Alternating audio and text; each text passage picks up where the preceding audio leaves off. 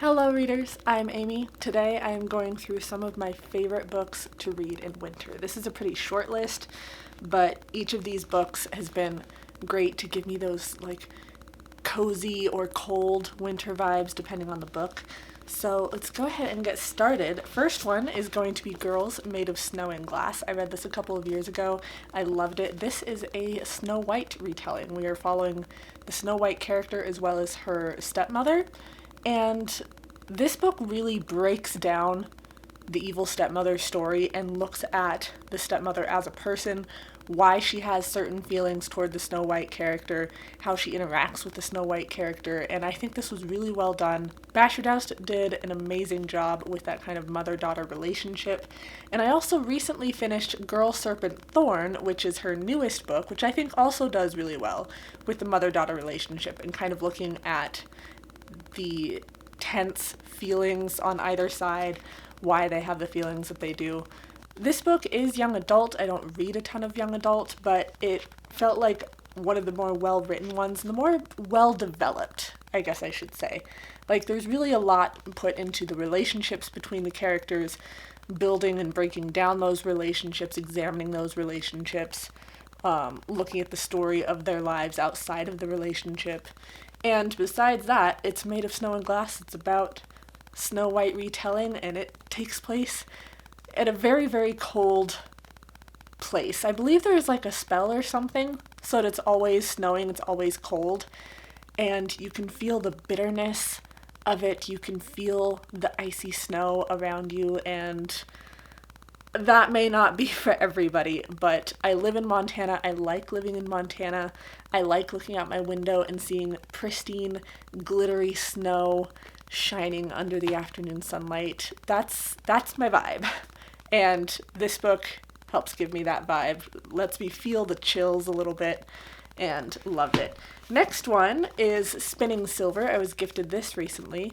I was actually gifted all of these in the last 2 months, 3 months. Spinning Silver was my first book by Naomi Novik. It really got me into this fantasy phase that I haven't had since probably junior high.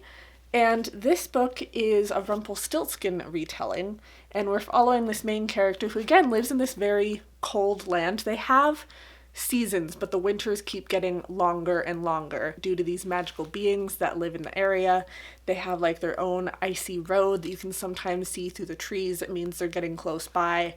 They're wanting her to turn silver into gold because our main character is actually, I think she's a tax collector, and so she really knows how to make her money from examining the people around her, and she gets fed up with her dad and what a softie he is, and so she's like, well, I'm going to do the job myself. And she really has to pay for that with having to deal with these wintry creatures who are kind of looking to take over and making everything wintry and cold. And then you also have these other characters that you're following who are dealing with their own kind of monsters. And whenever you hear the descriptions of the winter, of the icy road, of the icy castle, of the snow falling on the ground and piling up, you feel that bitter chill in the air, and I loved it. And it really got me set up wanting to read more fantasy, wanting to read more winter books. I loved that cold setting where you can feel it in your bones while you're reading the book. Last book, again, like I said, all of these have been gifted to me recently, so good on everyone who's been sending me books. You have great taste.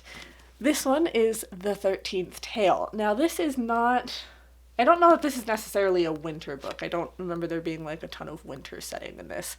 But what makes this a good winter read for me is that it is a tale. You have this famous author. She has this book of stories that used to be called 13 Tales, and now it's 12 Tales. There is no 13th Tale. And you have this daughter of this kind of rare bookstore owner, and she gets an offer to interview this reclusive author who no one ever hears from, and she gets to try and learn a little bit more about her secret life and this mysterious 13th tale. And whenever she's hearing the story, she's in a library, this big, cozy library, talking to this author one-on-one, It does that thing where it makes like the page break and then you go into the story, and it feels very much like you're sitting by the fireside in the winter and you can hear the crackling fire next to you and this woman's voice as she tells this story of growing up, of her family, of twisted secrets. And it was so good. Like, this book, I cannot emphasize to you just how good this is. It's got those mystery, slow burn vibes of Rebecca, and the storytelling aspect of it feels like you're sitting by the fireside reading this and you're just completely enveloped by the story. So highly recommend if that is at all what you're looking for.